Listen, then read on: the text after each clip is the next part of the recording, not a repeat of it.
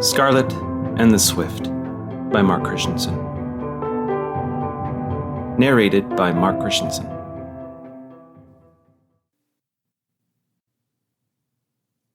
Chapter 1. Scarlet's eyes were fixed on a kind of sky she had never seen before. It flashed wide with thunderous light, as if the nighttime clouds were at war with each other. But there was just as much unrest on the ground, below the treetops in the farmhouse yard, where the autumn leaves scurried across the garden as though running from something absolutely terrifying. Listening to the noise of thunderclaps and screams, Scarlet sat with her tail wrapped beneath her shivering hind legs, wondering in a way that dogs don't often do. She thought of what might be beyond the fence that surrounded the farm. There could be anything out there, really. Food, more trees, other animals, more food, or something completely unrelated to trees, animals, and food. Even though this gave her a boost of excitement to imagine, it also gave her a painful sense of unease. Her heavy eyes drifted over to the wooden porch and to the dim light in the farmhouse window. This, anything, came not only from above in a violent and uncertain sky, not only beyond the fence, but also from here in this very farmhouse. The rusty screen door opened with a familiar and reassuring creak. Scarlet lowered her head and peered up as the farmer's mud-crusted boots rested by her side. The wrinkled man laid his palm against Scarlet's dry fur, into which he let his cracked fingers disappear. Both of them listened, both unable to speak. Because of the rain, it had been over a week since Scarlet last enjoyed her favorite corner of the farmyard by the garden, where the sun's rays shone the longest. She loved to lie there on long, warm afternoons, wagging her tail now and then to let the chickens in the feeding coop know she was there, ready and willing to pounce on them with her paws if they became too tricky. And the chickens were, indeed, devious at times. Scarlet loved her garden spot because it was high up on an open hill where she could oversee the entire farm. This small but beautiful farm had a long garden, a wooden hen house, and a farmhouse, all surrounded by a flimsy brown fence. Looking beyond this drooping fence from her favorite spot, Scarlet was able to see large cornfields further down the hill, surrounded by rolling fields of bright yellow hay and wheat, and a dark, pointed line of trees at the top of the hill that looked like jagged teeth. The farmer sometimes referred to this countryside as a land called S, and Scarlet believed it to be the most beautiful place in the world, though she couldn't imagine what things looked like anywhere else. This farmhouse had been her home since she was a young pup, and she liked it so much she wished that it would never change. Never before had she worried about anything beyond the farm. In fact, she had always been quite happy going about her usual business, watching over the other animals, the farmer, and the farmer's wife. Oh yes, the farmer's wife. Scarlet heard a brief sound from inside the farmhouse. It was a long, shrill cry. She watched with concern as the farmer rushed back in. The screen door snapped shut against its hinges. Scarlet liked the farmer's wife, because she was the one who built the spot by the garden that Scarlet loved so much. She had also planted such pretty flowers around the fence while humming the most beautiful music. Sometimes when Scarlet felt uneasy about the farm and needed to think of something peaceful, she would recall the farmer's wife and the sweet sound of her voice. But the farmer's wife had recently begun spending all her time inside the farmhouse, and as this happened, Scarlet's attention drifted further outside, looking to what was beyond the farm. Scarlet wondered if there was something out there that had caused this change in the farmer's wife, or if there was something, anything in the sky above she had never seen before that could make things the way they were again. Turning her attention away from the sound of pained crying and the loud pattering of rain hitting the porch roof, Scarlet listened carefully to determine what the chickens were up to in the hen house across the garden. I'd guess it's the usual games and gossip, she thought to herself, as she licked her scarlet brown fur with her tongue. When they weren't busy in a game of poker, the chickens were chatting and playing tricks on each other. Even Scarlet was a victim of this chicken's trickery. The worst incident happened the first week she arrived on the farm. It was earlier in the year and she was just a few weeks old and unsure why she was there. This was in the spring before the garden had grown, so she didn't even know what a garden was. The farmer had tilled a long garden plot, and afterwards the chickens told Scarlet that it was her responsibility as the farm dog to ensure that nothing came out of the ground. Absolutely nothing. And if anything does come out, one ugly chicken named Ivan warned, you'll be in so much trouble. Maybe you'll even get kicked off the farm and be sent to the fields of Kisber. Wanting to do her best, and avoid the ominous-sounding fields of Kisber, Scarlet obeyed and began to watch over the large stretch of tilled dirt. She would circle the garden from corner to corner to corner at least 6 times an hour, checking to make sure nothing changed. Meanwhile, the chickens laughed and clucked loudly to themselves, delighting in their chicken trickery, or trickery, as Scarlet called it. A week later, Scarlet awoke to discover several green sprouts rising from the sun-dried soil. As the other farm animals began to wake and gather nearby, she panicked and gobbled up every single vestige of greenness. The next morning, however, she found even more green sprouts rising from the soil. In a desperate panic, she ate those as well. This went on for some time. Every day she would get up earlier than the other animals in order to clear the garden of anything green. It's a strange and tedious job, she thought to herself, but if that's what farm dogs are meant to do, that's what I'll do. This went on for weeks until Scarlet began to feel ill. After eating so much every morning, she no longer had an appetite for her regular food. The farmer's wife brought food scraps for her, but Scarlet's stomach grumbled and pleaded, "No more, no more!"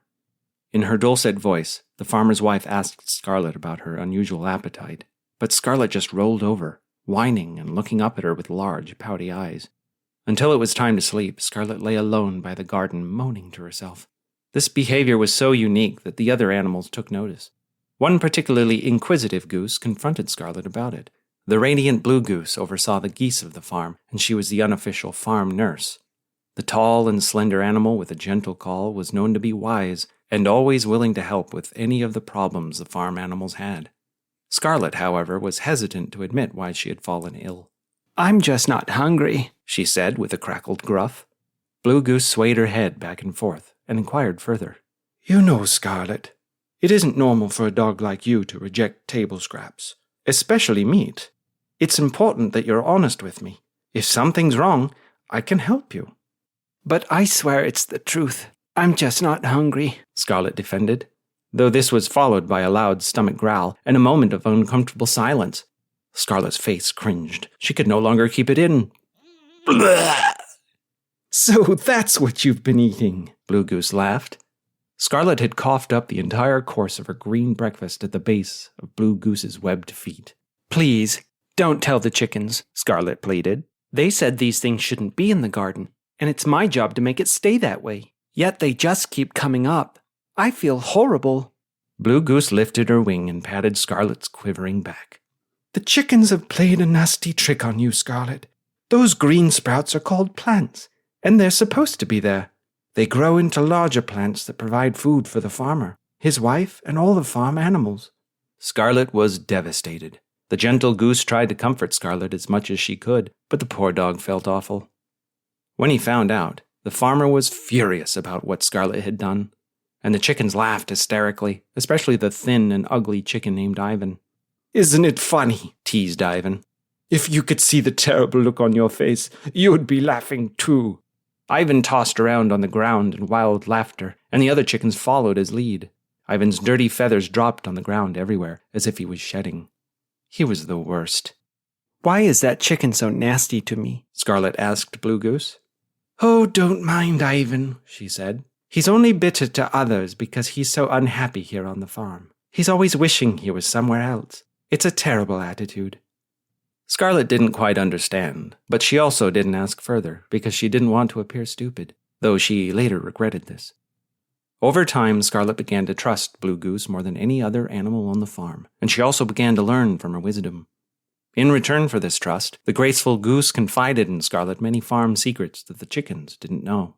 She told Scarlet about a broken fence post in the upper corner of the yard behind the hen house. The post could easily be pushed open to let any farm animal out. "If only the chickens knew," Scarlet chuckled to herself. For a moment, she thought about telling Ivan, with the hopes that he would lead the rest of the chickens to run away and disappear for good. Just think of it! No more trickery! But Blue Goose said it would ruin the farm if all the animals were to leave. "It isn't how things are meant to be," the goose would say.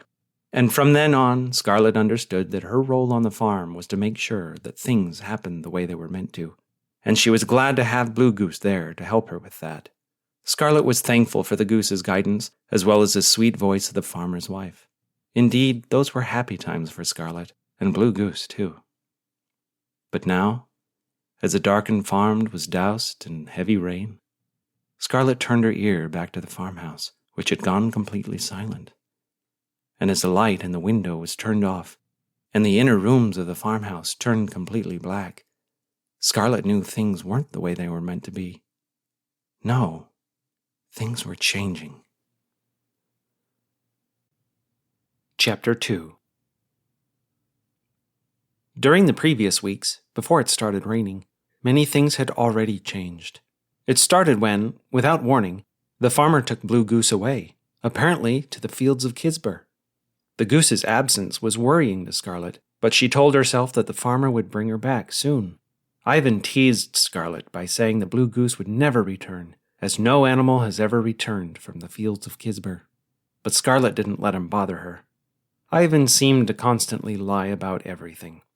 He would tell the other animals about how he was, in fact, a special chicken, bred specifically to dine with royal aristocrats, whatever that meant. "So, soon," he said, "the farmer will undoubtedly take me to a palace somewhere, and I will be in better company. Royal company." The chickens all stared at him, with their beaks dropped in disbelief. "But until then," he said to them, "I'm stuck here with you lot." He made such a mean expression that Scarlet felt sad. The chickens believed everything Ivan said. Meanwhile, the farm's 2 caged pigeons found the stories to be hilarious. But they found everything to be hilarious. Despite Ivan's intriguing story, Scarlet knew that it was likely untrue. Along with the other changes on the farm, the green plants in the garden had stopped growing and had begun to fall apart. The farmer poked at them for a while, and he seemed happy, so Scarlet thought it was normal. But now, she was unsure. The cornfields beyond the flimsy farm fence also looked different. All of the trees in the countryside started to change into many different colors, many of which she had never before seen. And these changes made her think even more about what was beyond the farm. Scarlet also noticed other changes. The large oak tree that sat to the left of the garden started to fall apart. One day, an entire branch came crashing to the ground without any warning but a brief crackle. The chickens had been playing poker with a moldy deck of cards and a pile of nuts when a large gust of wind came through the garden and scattered the cards. Ivan yelled at the other chickens to gather them, while he slyly exchanged some of his bad cards. Just as they returned to their positions and resumed their bets, the heavy branch came falling down, hitting the dirt just inches away from the circle of chickens. As the other chickens scattered and squawked, Ivan shot up into the air with a vulgar cluck. A thin branch had clipped his back feather, but only barely. Scarlet enjoyed seeing the frightened look on his face, but she kept that to herself. The laughing pigeons, however, didn't hold back their delight in seeing the chickens scramble in terror. With his wing raised in fury, Ivan glared up at them in their cage and declared that the 2 pigeons were now his mortal enemies. He said they would regret laughing once they realized he was an aristocratic chicken. This incident frightened the other chickens so much that from that day forward they would only play their games inside the henhouse at the top of the hill, away from the crumbling tree. Scarlet now turned away from the darkened farmhouse, settled into a dry area of the porch, and listened through the pouring rain. She could hear the chickens' muffled laughter in the distant henhouse as she sat and pondered all of these troubling changes. Chapter 3. Scarlet's ungodly wondering was interrupted, however, by an unexpected sound. While sitting under the protection of the farmhouse's porch roof, she heard something fly past, as fast as a bullet. She turned her head to see a blackish-brown bird flapping its wings and flying erratically. Scarlet watched the small bird fly under the roof and land forcefully with its short legs on one of the padded deck chairs. Pa-thump! After taking a short glance at Scarlet, the bird rolled its little eyes and plopped onto its back while breathing heavily with desperation. "Excuse me," Scarlet said quietly. "Are you all right?" The bird made no reply. She asked again, but the bird said nothing. It only lay there, huffing its breath with its long, sharp wings spread out and fluttering. She watched the tiny bird's stomach rise up and down and up and down. At first it was fast, but then it was slow. Finally, the bird lifted the white patch of its chin and spoke. "What's your name, dog?" "Scarlet," she happily replied. "I'm a German shepherd, and I'm 6 months and 7 days old." The bird fixed its black button eyes on the large animal in front of it. "Can I ask you something, Scarlet?" "Yes, of course," she replied. "I've come a long way, and it's been a long and difficult journey. As I'm just a tiny and weak swift of a bird, I know I can't continue my journey. If you're going to eat me, could you please do it now and make it quick?" Surprised, Scarlet responded, "I'm not going to eat you. I have plenty to eat here on the farm because the farmer gives us so much food from the garden. Also, I don't care for eating birds. You remind me so much of the chickens." With a sigh of relief, the swift plopped its head back and relaxed its small roundish body and white feathered belly. "Oh good, I'm lucky for once. Over the past weeks, someone has always tried to eat me no matter where I rested my wings. And now, with this rain, and being so tired from flying all day, I don't have the strength to defend myself." Scarlet paused for a moment. "What's your name, Swift?" "Swift," the Swift replied. "Wow! You're a Swift and your name is Swift? That's quite lucky, isn't it?" The bird stared blankly at Scarlet. "Well, Swift, you'll be safe here with me. I'll watch over you throughout the night and into the morning." "Oh, glory," Swift sighed. "I'm glad to hear it. And I'm happy to meet you, Scarlet. Good night." The Swift shook its forked tail dry, crossed one wing over its body, and instantly fell asleep. And while the tiny bird slept, Scarlet watched over this strange creature from beyond the farm and made sure that things were the way they were meant to be. Chapter 4. By sunrise the next morning, the rain had stopped, the sky had cleared, and the entire farm was quiet, even in the henhouse. No sign of the farmer or the farmer's wife. As the Swift opened its eyes, it found Scarlet there, watching, her eyes curiously fixed on its every movement. "Good morning," Scarlet said. "I hope you slept well." "I slept better than I've slept in weeks," the Swift replied. "With you watching over me, I now feel quite rested and ready to be on my way." With a curious frown, Scarlet asked, "Where are you going?" "I'm going south for the winter," Swift said as it began to stretch its wing muscles. "I'm already very late, though, which is why it has been a difficult journey." Scarlet had never heard of this winter, but she thought it must be nice if this Swift was going south for it. Scarlet asked delicately, "Swift, could you please tell me about this winter that you're going to see? I'm very interested in things beyond this farm." The Swift grabbed its belly and laughed and laughed. "You're silly, you know that? Winter's not something beyond this farm. Winter's coming here." Confused, Scarlet replied, "But you said you were flying south for it." "I did," said the Swift. "I'm flying south to avoid it. Winter's coming here, to this country, to this farm." Scarlet's furry legs began to tremble. "Listen," the bird said, "you shouldn't be worried, for I'll tell you all about winter." Scarlet and the Swift talked the entire morning about how the weather changes every year during this time. The bird told her about its annual journey south in autumn and north in spring, and Scarlet told the bird about how tricky chickens can be, especially ones named Ivan. Finally, Scarlet understood why the plants in the garden had disappeared, why the oak tree was falling apart, why the cornfields were bare, and why the hills had turned strange colors. She even understood why it was raining so much, and why the chickens were so quiet in their henhouse. It was as if understanding why took all the worry away, making her feel the same as she felt when listening to Blue Goose's guidance. After reminding herself of Blue Goose, however, Scarlet thought to ask the Swift a strange question. "Before, I was worried because things were not as they were meant to be. Now that I know that things are as they are meant to be, I should not be worried. I should be happy, right?" The Swift nodded in agreement. "Then why," Scarlet continued softly, glancing back at the silent farmhouse with its darkened windows, "why do I still feel so bad?" "I don't know," the Swift said. "You've helped me, and I'd love to help you, but I can't answer that question. Things are the way they are meant to be." Scarlet lowered her head. "I'm glad to help you on your journey, and I'm also glad that we've talked and I've learned more about things beyond the farm. But I'm still very worried, and I don't know why. May I ask you a favor, Swift?" "Of course," said the bird. "I owe you so much, so I will help in any way I can." "Would you stay here on the farm with me? I think I would feel less worried if you did. Stay, at least until my good friend Blue Goose returns." The Swift lowered its wings slightly and responded, "I'm sorry, I can't do this for you. With your fur, you can survive the winter here, but I wouldn't survive." Scarlet nodded. "In that case," she replied, "in the spring, when you return from the south, could you please visit? I've enjoyed our time together, and I want it to happen again." The Swift smiled. "Of course, you're now my friend, so I'll return in the spring, and you'll no longer be worried. Maybe you'll introduce me to those tricky chickens that you told me about."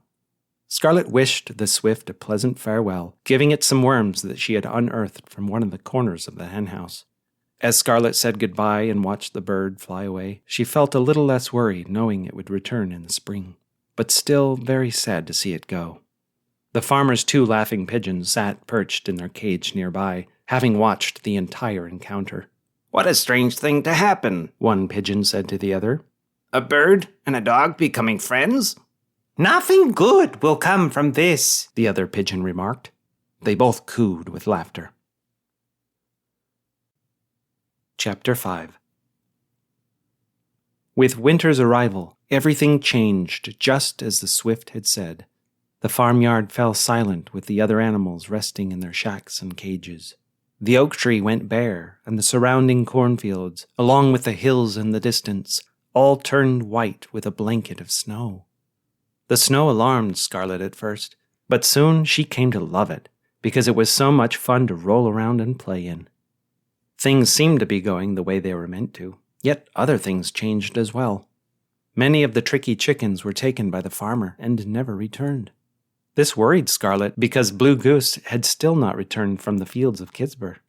One day an old wandering sheep with a deep voice spoke to Scarlet through the fence and told her that the missing ducks and chickens would never return, as those who were sent to Kisber were actually being invited to dine with people in towns and cities and would never want to return to a small and dirty farm like this. Yet Scarlet refused to believe this would be the same with Blue Goose. They had had such good times together, and Scarlet looked forward to having more. With Blue Goose gone, she continued to watch over the farm and keep the Goose's farmyard secrets, especially the one about the broken fence. Scarlet, however, continued to feel uneasy, and she didn't understand why. She didn't understand what these changes really meant, and she didn't understand why she no longer saw the farmer's wife. Because she didn't understand these things, she looked forward to the spring when she could ask the swift more questions. And, somehow, looking forward to meeting the swift again made her less worried. Chapter 6. One morning, Scarlet was relaxing on the ground, wagging her tail while the sun's rays warmed her in her favorite corner of the garden. Spring had finally come, and many things that had previously changed were now back to the way she remembered when she was young. The oak tree was green with leaves, the surrounding fields were green with tall corn stalks, and the surrounding hills of the S countryside were dark with thick forests of trees. The sun had returned to Scarlet's favorite spot in the garden, so she could finally lie there in the warmth. Things still weren't entirely the same, however. Most of the chickens that she remembered playing tricks on her had long since gone, except for Ivan. He was such a thin and ugly chicken that whenever the farmer came out, much to his dismay, he was always ignored. "The farmer doesn't like me, because my wings are too thin," Ivan would say in a sulking tone. "And they're only thin because I'm not yet dining with aristocrats." "Maybe it's a good thing you aren't," Scarlet replied, considering the absent chickens. Those chickens were replaced with different and far less tricky chickens, some of which were also thin and sickly, which made Scarlet feel sorry for them. Although she knew they were not the same chickens, Scarlet still wagged her tail now and then while lying in her favorite spot, just to remind them that she was there, ready to pounce on them with her paws if they became too tricky. On that fine sunny morning, Scarlet heard from her favorite spot the sound of a bird swooping down under the porch roof. With perked ears, she listened closer, and in one quick move, she jumped and raced over to the porch. The swift had already made itself comfortable on the same padded deck chair it once desperately made a bed. Unlike last time, however, the bird was full of energy and had a bright smile on its face. "Hello, Scarlet," it called out. "At last, I have returned you on my way from the south." Scarlet entered the porch and shouted with energy. "Welcome back, Swift! I'm so glad you've returned." "A promise is a promise," the swift said. "After all, you protected me and saved my life." Scarlet nodded. "And I'm glad I did, because now you're here again." The two of them talked for hours, telling each other about their experiences during the winter. The swift told her many interesting things about flying south and meeting other birds on the coast of the Adriatic Sea. Scarlet then told the Swift about many of the changes on the farm, saying that things changed just as Swift said they would. She explained how much effort Ivan took to avoid the laughing pigeons. For a while, he had spent his time hiding on the opposite side of the farmyard. But then he realized he could block the pigeons' view of the farm by covering the side of their cage with a flimsy board that was propped up against the wall. One night, he quietly snuck over to the cage and carefully pecked at the board to nudge it into place. But to his horror, the board tipped over, crashing against the cage and ended up taking the entire cage to the ground. The loud noise woke the entire farm and startled the pigeons so badly that they could only giggle nervously for a week. Swift smiled as Scarlet explained that the pigeons would now laugh even louder, as Ivan is no longer allowed near the cage. "And what about the chickens?" the Swift asked. "May I now meet those tricky chickens you told me about before winter?" Scarlet's head lowered a little as she thought of the chickens and their trickery, which, looking back, she actually liked to be annoyed at. "I can't," Scarlet said. "You see, they were all taken by the farmer, to Kisber, and they haven't come back." "Oh, I see," said the Swift slowly. "And they won't be coming back, "But hopefully Blue Goose will," Scarlet said with widened eyes. "And the farmer's wife, too." After a short silence, Scarlet continued speaking. "Swift," the dog said softly, "I think I know why I was worried the last time you were here. I thought it was because things were not as they were meant to be. But because they are, as you say, and all these changes are normal, I think I'm rather unhappy with the way things are meant to be." "Shh," hushed the Swift. "What do you mean by saying such a thing?" "Well, some of the changes I liked," said Scarlet, "but some of them, many of them, I didn't like." "That's perfectly normal," the Swift said. "So," Scarlet added, "the thing is, I wish things didn't have to change at all. I wish I could find something I liked, and that would be that, forever and ever. And even if I didn't like it, I would still be less worried to find something unchanging." The Swift thought for a moment. "What kind of dog did you say you were?" The nearby pigeons busted up in laughter. "Look, Scarlet," the Swift continued, "never in my life have I found something that hasn't changed. I've flown from north to south, seeing many different lands, and each time I returned they were always different. I've made countless friends on many journeys, and they too are different each time I see them. Sometimes I see them more, sometimes I see them less, and sometimes I never see them again. With these experiences, I too have changed, including my moods, my likes and dislikes, and all the things that interest me. It seems to me, Scarlet, that the only thing that never changes is that things change. That is the way things are meant to be." Scarlet wasn't comforted by these words. She thought of the anything beyond the farm and the hope that it would sometimes give her. "But surely, there must be something beyond here that does not change. It's out there. We only have to find it." The dog paused. "I think that if you find me something in your travels that does not change," she said, "I would better understand, and I would be less worried and could be truly happy." The Swift thought silently for a moment. "Scarlet, I owe you my life for the help you've given me, so I'll do as you wish. I promise that I'll travel far beyond this farm, farther north than I've ever been, and I'll find you something that doesn't change. If that's the way things are meant to be, you'll no longer have a problem." "That makes me glad," said Scarlet, as her mood improved, and she let her long, panting tongue drop out from her smile. Then the two continued to spend the afternoon talking about their winter experiences. Early the next morning, the Swift prepared to leave, while Scarlet found the bird several worms for its journey. Eventually they said their goodbyes. "Where will you go in the north?" Scarlet asked. "I don't know, but don't worry. Wherever I go, I'll remember my promise to you, and I'll try to find something that doesn't change." Scarlet smiled, and the Swift tapped the edge of its wing against Scarlet's right leg. "See you in autumn," said the bird, before jumping off the padded deck chair and flying out of the porch and off into the horizon. Scarlet smiled and panted, and spent the rest of the day watching the chickens in the sun from her favorite spot in the garden. Chapter 7. Scarlet spent the summer having a wonderful time, playing in the sun and watching the chickens and the garden grow. One day, the farmer unloaded a full truck of pigs into the farmyard, which made Scarlet very excited, as there hadn't been so many pigs on the farm before. When she went to greet them as they grunted and splashed in the mud, none of them would speak to her. She went up to each one and spoke, but the pigs just snorted back.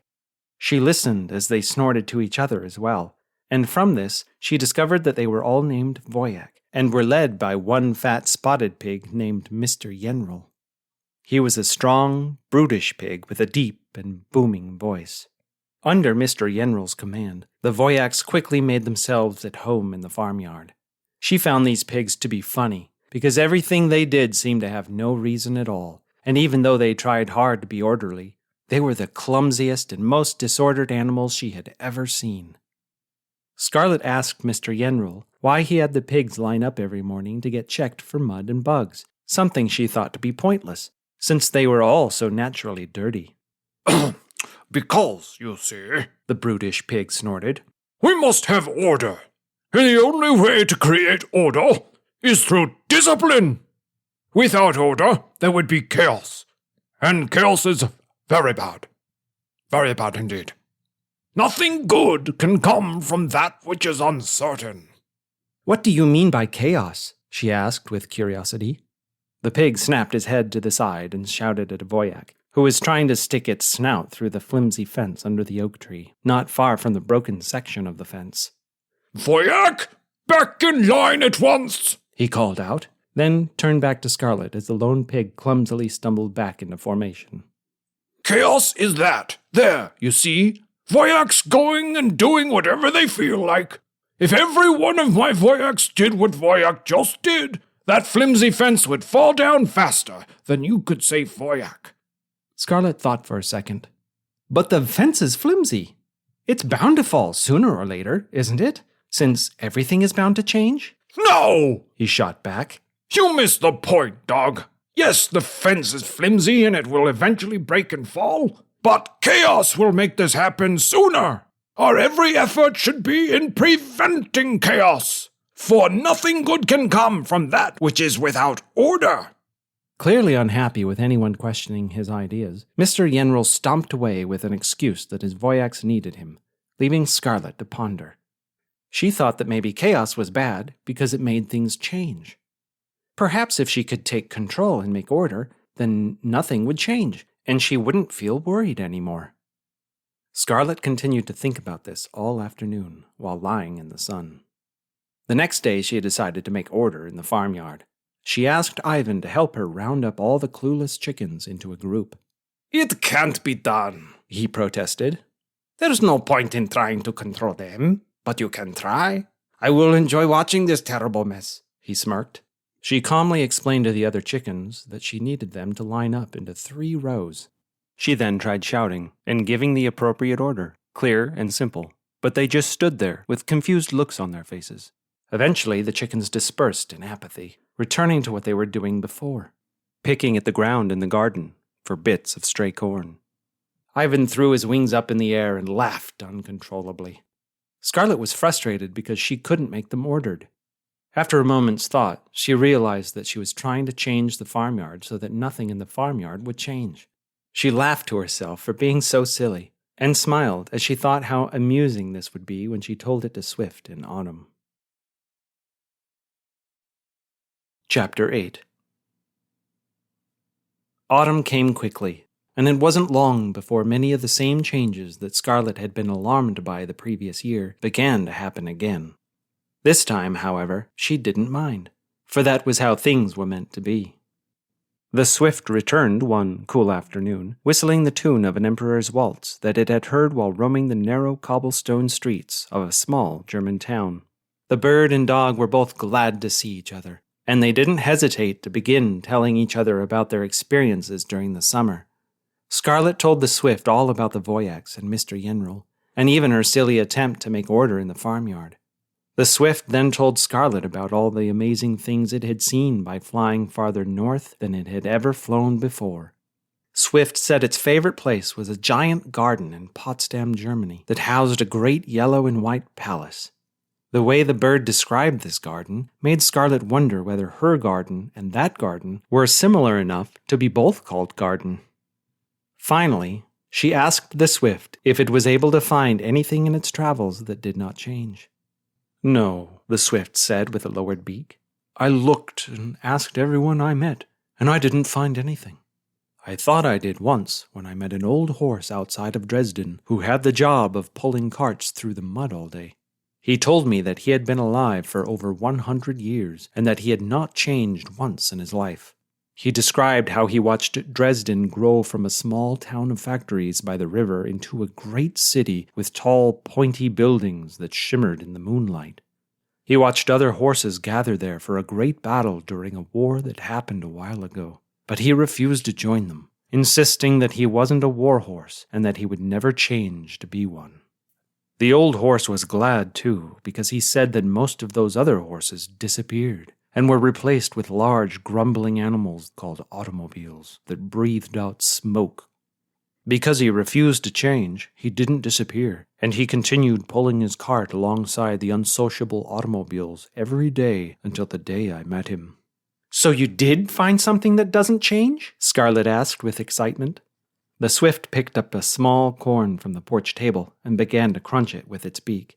"Unfortunately not," the bird said. "You see, the day I met him, he was indeed pulling his cart just like he said he had always done. But while he was telling me this story, I noticed a large scar on his side. I asked him about it, and he insisted that there was no scar at all. Confused, I later inquired about the horse from a dog that oversaw the horse's farm. The dog explained to me that the horse had been wounded in the war, and ever since returning, the horse refused to say that he had ever gone to war.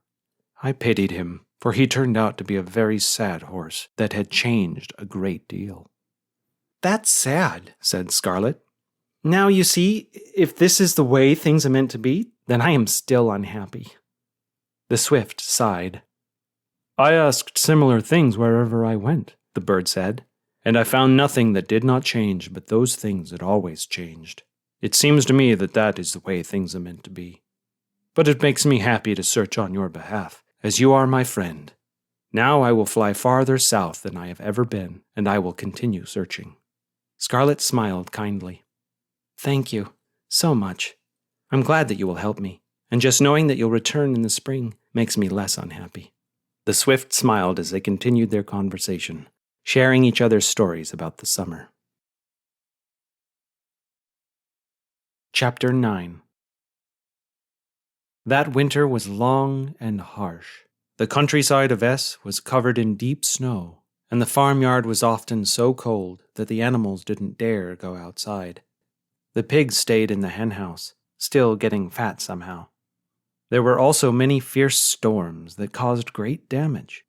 One particular storm caused another large branch of the oak tree to fall down, crushing the flimsy fence beside it. The rest of the fence was also damaged by the weight of all the snow. Now there were several places in the fence from which Scarlet could imagine the animals escaping. This made her sad, because she no longer needed to keep the secret Blue Goose had told her. It was no longer meaningful. The chickens could escape at any time, though because of the snow, they never even tried. Some nights it was so cold and so stormy that the farmer let Scarlet sleep inside the farmhouse cellar, where it was a little warmer. She didn't feel lonely down there, because Ivan and the laughing pigeons were allowed to join her. At first Ivan hated being cooped up with the laughing pigeons, but once they started to laugh more at Scarlet's constant pondering, something they said was rather unusual for a dog, Ivan joined in and felt better being around them.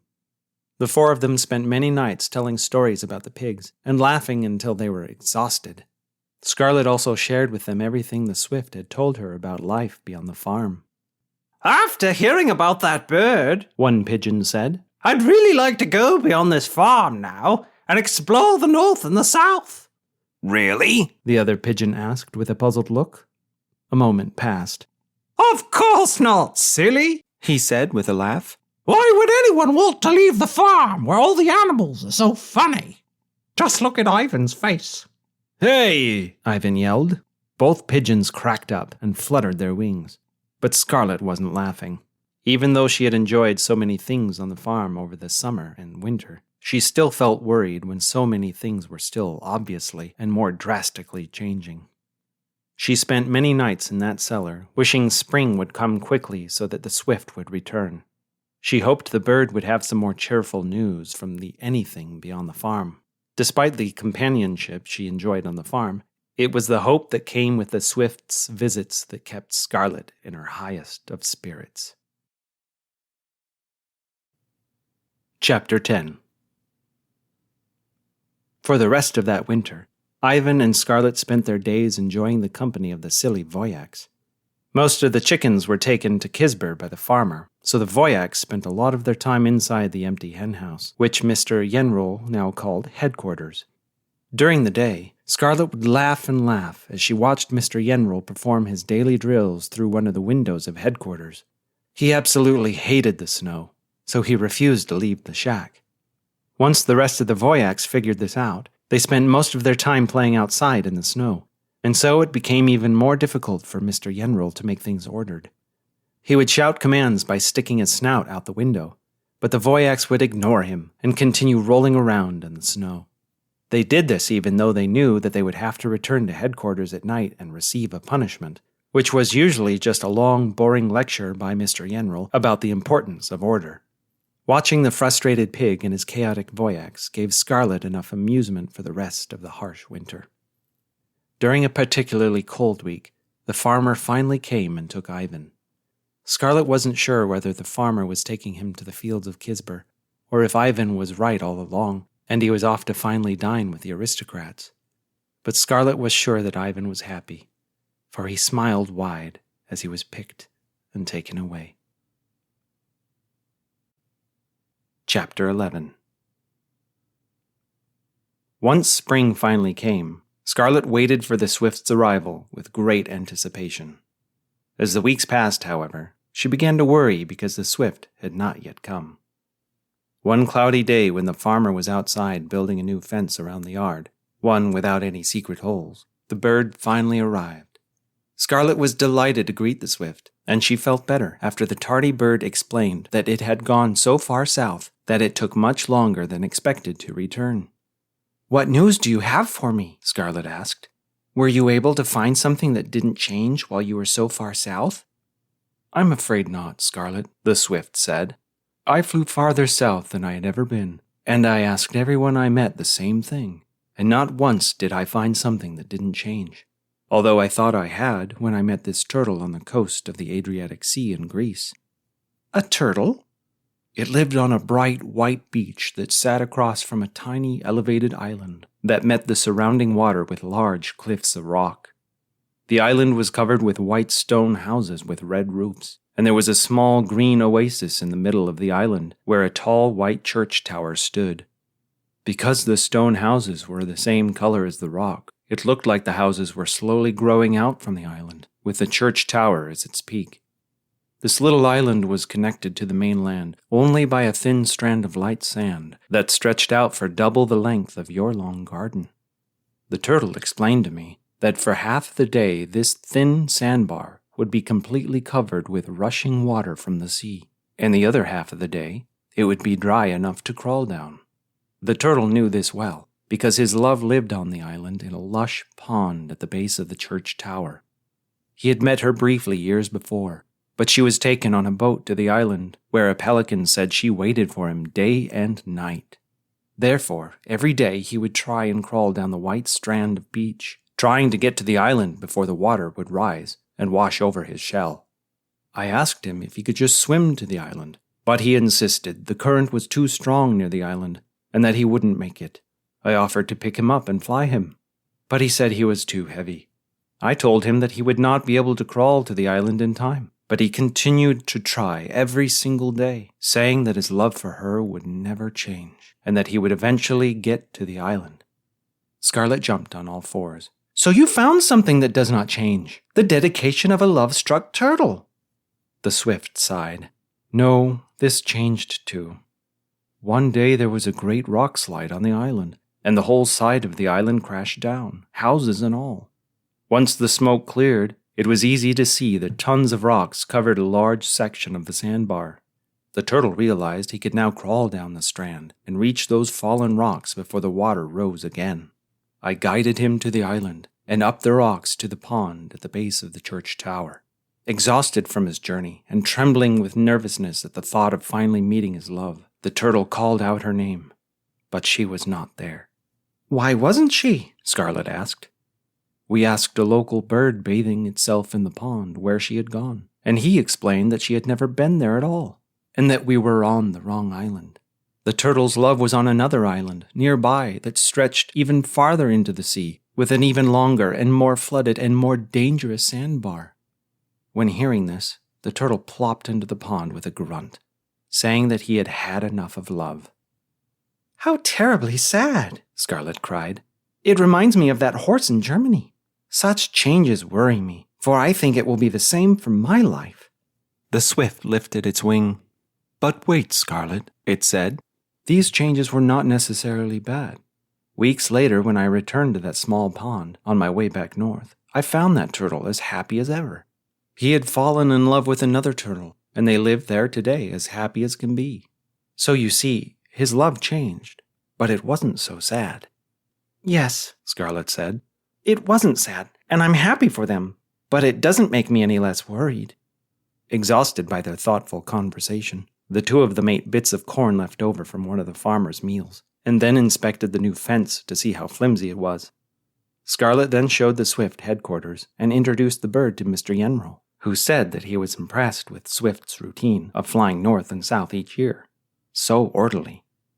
"I've been many places," the bird later said to Scarlet, "but the sight of these disorderly pigs has been one of the strangest things I've seen." Scarlet laughed. She showed the Swift her favorite spot in the garden, and even taught it how to flap its wings now and then, just to let the new batch of chickens know that it was there and ready to pounce on them with its wings, if they got too tricky. The next day they said farewell, as the Swift promised to continue its search on its journey far into the north. Chapter 12. Swift returned in autumn, and again in the following spring with the same news. The traveling bird always told interesting stories, which Scarlet enjoyed and shared with the pigeons and voyaks, but the bird was not able to find what Scarlet wanted. Still, somehow the dog's meetings with Swift twice a year made her less worried and less unhappy. From her favorite spot in the garden, Scarlet watched many changes in the farmyard. The old oak tree had fallen apart so much that the farmer tore the whole thing down, leaving only a large tree stump. The new fence was strong and tall, with no loose posts for escape. Still, Scarlet could easily see the cornfields on the other side. The fields had also changed. Instead of just corn, wheat was planted, and houses began to appear. Along the horizon there appeared groups of houses with bent roofs. The hills were covered in these houses, which replaced many cornfields, and also many of the jagged trees. One year, Scarlet watched as a large church was built. It had a sharp steeple and a double cross at the top. The next year, Scarlet watched as an even taller church was built next to it. Scarlet watched these things with keen interest, for she was still very interested in things beyond the farm. Many of the farm animals also changed. Different chickens, some trickier than others, came and went. There was even another goose that reminded Scarlet of Blue Goose, because of the way she helped others. Mr. Yenrel and the voyaks were still around, and as long as there was no snow, the voyaks were kept in relative order. Some of the voyaks were taken, but many new ones arrived as well. One year there arrived a small duck named Goose, who began to watch the voyaks closely, copying their movements during the daily drills. He wanted to be a voyak so much that Mr. Yenrel finally let him join, and Goose became such an orderly voyak that Mr. Yenrel eventually made him second in command. This continued until one sad day when the farmer took Mr. Yenrel away. After this, however, order continued to be kept on the farm with Goose in charge of the voyaks. Because he was a short duck, he would stand on top of the tree stump where the oak tree once stood, and there he did his daily drills and inspected the voyaks for mud and bugs. Scarlet also changed, even though she didn't mean to. She loved that spot in the garden, but she found a new spot she liked more. The farmer made a small, padded bed next to headquarters that allowed Scarlet to oversee the garden and have the same comfort as on the farmhouse porch. Although this spot didn't allow her to wag her tail at the chickens, she didn't mind, for she didn't seem to care as much about whether the chickens were tricky. Let the chickens be what they want, she insisted. Scarlet grew interested in other things, like watching nearby houses and farms being built closer and closer to the farmyard. One farm was built so close that Scarlet could sit on the stump by the fence and watch what the animals were doing over there. The farm had a large red barn with a window that faced south. Sometimes she thought she saw a dog on the distant farm, but it was too far away to know for sure. With the Swift returning to visit twice a year, Scarlet was able to share about all these changes. In return, the Swift would tell her about the changes it saw in its travels. The biggest changes, the bird said, were in Germany and some of the other surrounding countries, because there was another war being fought. Yet it didn't worry Swift, even though the bird had a few close calls with some careless fighter planes. Discussing this war reminded Scarlet of how Mr. Yenro insisted on changing things in order to make them ordered. She thought that wars were maybe caused by those who wanted to change things to ensure that things wouldn't change. She told the Swift that it was unfortunate, if that was the way things were meant to be. Years continued to pass, and the Swift continued to visit Scarlet twice a year. She always enjoyed their chats, and the Swift always left with the promise that it would look for something that did not change. But each time the bird returned, it was unable to fulfill that promise. Chapter 13. Early one winter, Scarlet was alarmed by the sound of 5 large trucks driving up the dirt road to the farmhouse. She watched as dozens of men jumped out and marched inside. They were all dressed the same and wore patches with colors of deep red, white, and black. Listening carefully to their loud and strange voices, she became very confused and alarmed. Suddenly, she heard a loud popping noise coming from inside the farmhouse. The noise startled her and many of the other farm animals.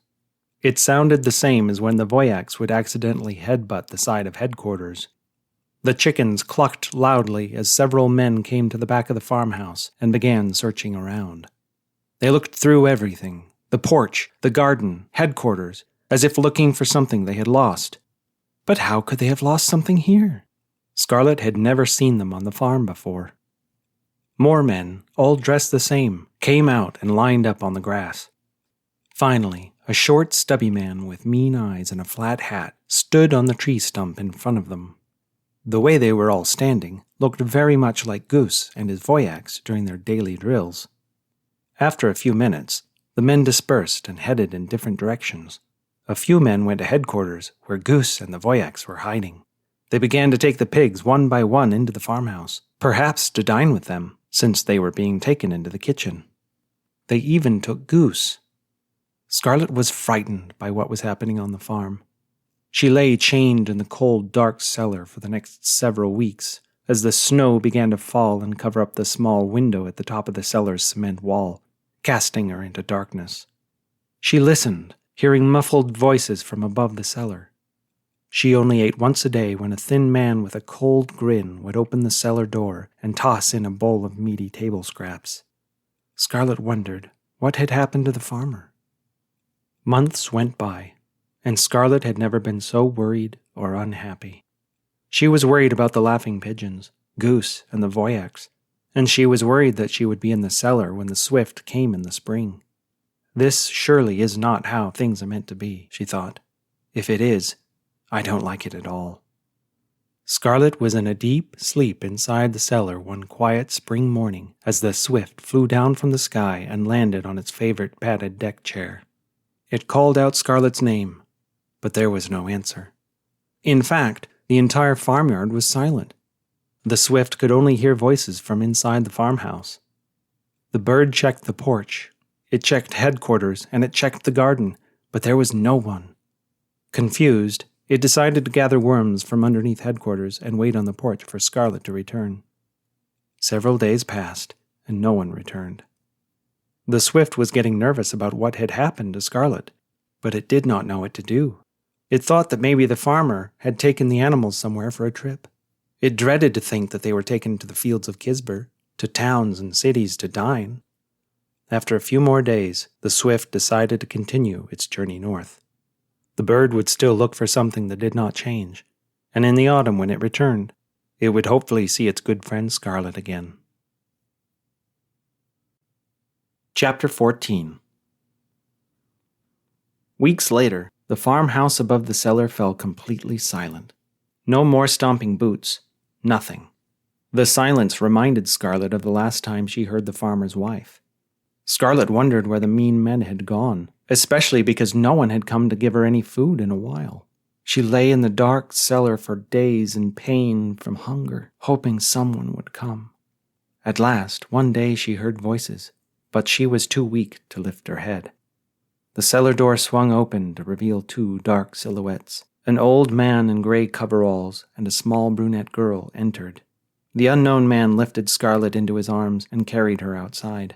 He gave her some food and water and checked her fur all over. He spoke softly as the girl caressed Scarlet's head. Scarlet was still very weak, so she quickly fell asleep. Scarlet slept for a long time, and when she woke up, she didn't recognize her surroundings. She was on a small padded bed surrounded by warm hay inside a large wooden structure. The inside of the building looked exactly as the outside of a building should look, covered in hay and grass. Slowly, she got up on her wobbly paws and limped over to a large set of double doors, where she looked out to see a completely different farm, with many animals she didn't recognize. There were many pigs, sheep, geese, and ducks. There were even chickens. She was still very tired, so she returned to bed and continued to sleep. Weeks passed, and she finally regained her strength. She was able to meet many of the other farm animals, and they were all very welcoming. There was even another dog named Zora, who was also a German shepherd. Scarlet was happy to meet her, and as Zora showed Scarlet around the farm, Scarlet told Zora all about the swift. Zora thought it was funny that a dog and a swift had become such good friends. Scarlet felt sad as she realized that, being away from the farm, she might never see Swift again. Yet as Zora was showing her one side of the new farm, she peered through the fence and in the distance she could see a small building she recognized. "Headquarters!" she barked, jumping up and down and wagging her tail with excitement. It was then that she understood that she was now living on the farm with the animals that she used to watch long ago from the tree stump. "That's my farm," she said to Zora. "Yes, I know," Zora replied. "It was the farmer and his daughter who found you there after the soldiers left." Scarlet opened her eyes wide. "And did they bring anyone else?" she asked. "There was no one else to bring, Scarlet," said Zora. "Only you." With a lowered head, the dog looked over at her farm, which was so silent, so empty. Headquarters looked abandoned, and the garden and surrounding cornfields were bare. She looked into the distance and saw the same countryside. The groups of triangle houses were still in place along with the nearby church steeples that made sharp silhouettes in the bright blue sky. It was a beautiful land, and she was glad to be with Zora and the other animals on this farm, and away from that cellar. That summer, she grew close to both Zora and the farmer's daughter. The girl cared for her and all the other animals very well, and this delighted Scarlet. After experiencing so many changes, Scarlet no longer wished to ponder and worry about things changing. She finally concluded that things changing are just how things are meant to be, and that sometimes she will like it, and sometimes she will not. Yet she still hoped that the swift would return in autumn, and find her on her new farm. She still wished that the bird would find her something that would not change, yes, but mostly, she just wished she could see her good friend Swift again. Chapter 15. The rain fell for days and days. It had been so long since the swift had seen Scarlet. The bird always enjoyed the look in her doggy eyes when it would arrive after a long summer or winter's journey. The bird remembered their conversations well, and all the things Scarlet, filled with excitement, would show it on her farm. The swift felt old and tired from its travels, but mostly it felt uneasy. Because, as it made its way through the dark pouring rain, it thought of the last time it tried to visit Scarlet. It hoped that nothing bad had happened to her, and that she would be there, waiting with the same excited face and wagging tail. But anything could have happened, and that worried the poor bird. Despite the rain, the swift could see from high in the sky the entire farm, with its strong, tall fence, the farmhouse, and the large bare garden. Even with the dark rain, the bird thought it was a beautiful area, with its colorful hills, waving fields of grass, and that quaint hillside farmhouse where the bird's dear friend Scarlet lived. It had been coming there twice a year for a long time, and it wished that would never change. The swift flew down to the dark farmhouse and went under the protection of the porch roof. It looked for its spot on the padded deck chair, but the chair was tipped over onto the ground. The bird peered around, and still no one was there. The entire farmyard was silent, so very silent.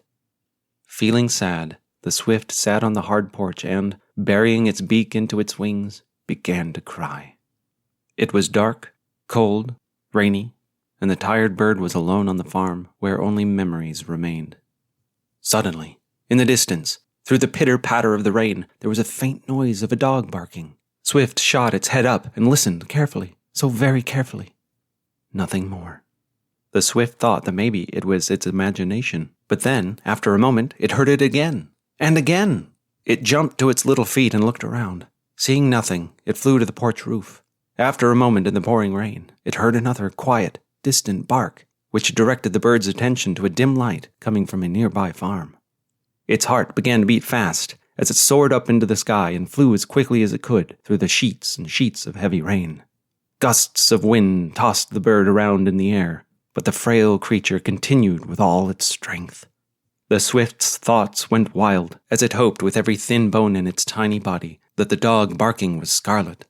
The swift finally reached the other farmhouse and made its way into the large barn, from where the light and the barking was coming. The barn's double doors were open just enough to let a ray of light out and a little swift in. Flying in, the bird was suddenly blinded. It landed clumsily on a pile of warm hay, and as its eyes adjusted to the light, the swift saw a large figure of a dog. The frail bird's heart raced even more, and it smiled wide. But smiles so big aren't meant to last. As its vision cleared, the swift saw that the dog was not Scarlet. Not at all. The dog gave the bird a puzzled look as the swift's tiny wings fell back against the hay in desperation. The swift began to weep. "Excuse me," the dog quietly asked. "Are you all right?" Swift said nothing, but just continued to cry. The dog asked again. Again, the swift said nothing, but just sat there on the ground crying loudly. The dog watched the bird's stomach rise up and down as it huffed its breath. At first it was fast, but then it was slow. Finally, with tears dripping down his tiny button eyes, the swift spoke. "What's your name, dog?" "My name is Zora," she replied with a grin. "I am a German shepherd. I am 3 years, 8 months, and 5 days old." The swift peered with its watery eyes over to the large dog. "Can I ask you something, Zora?" "Of course you can." "I've come a long way, and it's been a long and difficult journey. I used to come to this hillside to visit a friend who is now long gone. Because of my difficult journeys, and because I've lost my friend forever, I don't have the strength to defend myself, or continue on. If you're going to eat me, could you please do it now, and make it quick?" Surprised, Zora wiggled her snout. "I have good news for you," she said. "I'm not going to eat you at all, for I've heard much about you, and now you're my friend too." Overcome with confusion, the swift dropped back on its wings, its eyes widening. "Have you heard of me?" "Every farm animal from here to the fields of Kisburn knows about you, Swift," Zora responded. The bird jumped up onto its tiny, shaking legs. "Tell me! Oh, tell me how!" "Why, it's your friend Scarlet. She's been living on this farm for months, and she misses you very much." The swift leapt into the air, forgetting completely that it had been so weak moments earlier. "Scarlet? My dear Scarlet? Where is she?" Zora turned her head towards the barn's double doors. "Watching the chickens in the hen house. When it rains, she likes to lie there, wagging her tail now and then, just to let them know they shouldn't get too tricky. I'll go and get her." Zora exited the barn doors, leaving the swift alone on the warm hay, with thoughts racing through its head and its tiny heart beating faster than tiny hearts are meant to beat. Chapter 16. When Scarlet came racing into the barn, she had the very look on her face that the swift missed seeing. "Swift!" she exclaimed. "You have found me, after all this time."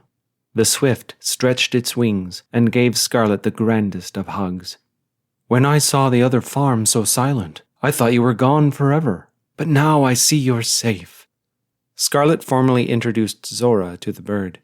The swift was sad to hear about what had happened on the other farm, especially with the loss of the voyaks and goose and the laughing pigeons. But the bird was glad that Scarlet was safe, and that she had the good company of Zora and the farmer's daughter. The three of them talked and laughed for hours in the lamplight of the warm barn. The rain continued to pour outside, but no one seemed to notice. Scarlet told the swift all about her new home, and how the other animals are just as interesting and funny as the animals were on the other farm. "We don't have any voyaks," she said, "but we do have a lot of sheep. Zora has taught me how to guide the sheep around the farm, and they are the silliest of animals. As a herd, they will do anything I tell them to, even if I tell them to face the fence and keep walking. That's right, they'll walk right into the fence." The swift smiled at hearing these funny stories, and went on to tell the two dogs about its travels. "I'm sorry, Scarlet," the bird said, lowering its head, "but even after all this time, I was unable to keep my promise to you and find something that did not change.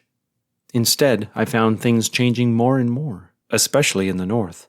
I returned to Dresden to visit the old warhorse, but I could not find it, or Dresden. Instead of finding that town of small factories that had turned into a city of tall and pointy buildings that shimmered in the moonlight, all I found was scattered ruins. It had all been destroyed. I think the war has changed a lot of things in the north." Scarlet and Zora shook their heads in sadness. "My favorite garden in Potsdam even changed," the swift continued. "A corncrake told me that the garden had been left unattended until a fire destroyed much of its beauty. But still, it was that garden in Potsdam where this terrible war ended, and now the garden is slowly growing back." "But you have kept your promise," Scarlet replied, "for you've looked, and even if you didn't find anything, I'm grateful for it." The swift smiled. "And you know," Scarlet continued, "even if this is the way that things are meant to be, you're here now, and I'm less unhappy because of it." "I'm glad," said the bird. "Still, I promise that when I leave for the south, I'll continue looking." They both smiled and continued their conversation, sharing each other's experiences from the summer. Although it was autumn and the cold air was coming fast, the swift stayed for one extra week. During this time, the bird got to know Zora well, and also learned how to guide the sheep into fences. They all had a great time, and Scarlet was the least unhappy she had ever been in her life.